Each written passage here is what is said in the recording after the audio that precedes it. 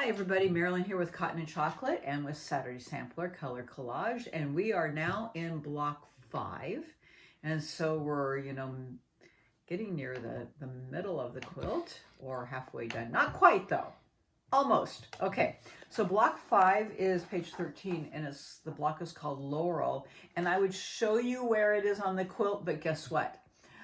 Somebody, and we're not naming names. Cameraman. It rhymes with Harry. Forgot the quilt. So just leave that. But anyways, you will see that the block looks like this up close. And that's really up close. And in the quilt, it is the butterscotch block. So it's here, here, here, and here. And if you come to my fabulous sessions in person, you'll see it in person, or you'll just have to see it next month on the camera. Okay, so, or look last month and maybe you'll see it in the quilt.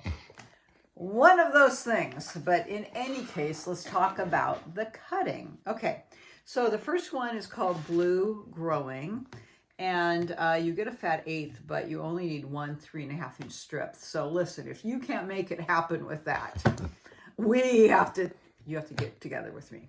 But you just need one 3.5 by 21 inch strip, and you're going to cut that into 4 3.5 inch squares for number E, which is the center. Okay?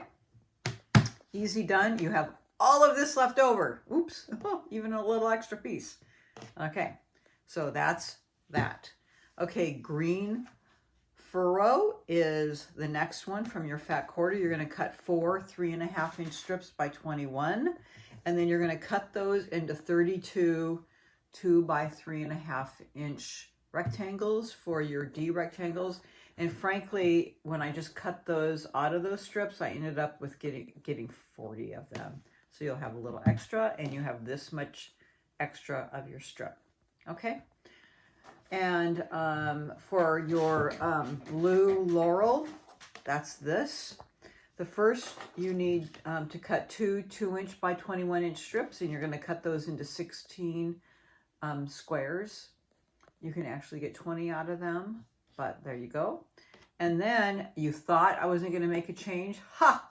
I am, because we're in half square triangles again. So instead of cutting 2 3/8, you should know by now what I'm going to say. 2 5/8.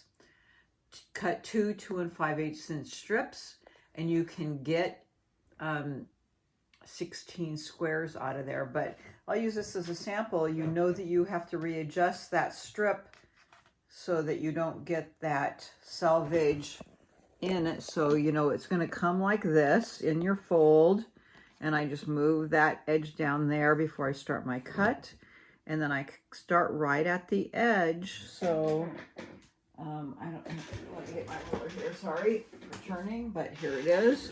So when I'm measuring, I start right here. There's my 2 5/8 right there on that edge, and I don't leave much for square up, and that's where I start. And I can easily get then my squares out of there, 8 out of each one. Okay, so you can get them out of your blue Laurel, and you need 16 out of there, 2 5/8 squares, and you do have a lot left over. So if you screw up your cut, you can get another couple strips out of that, but you shouldn't need to. Okay, and then your last one is your fat quarter of butterscotch, and you need to cut 5 2-inch by 21 inch strips, and you need to recut those into 48 2-inch squares for A squares.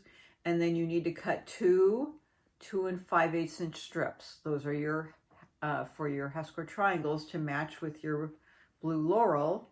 And again, straighten those out, and you will get enough for 16. You don't have enough to cut 3 strips. This looks like it is a strip, but it's a 2.5 inch strip.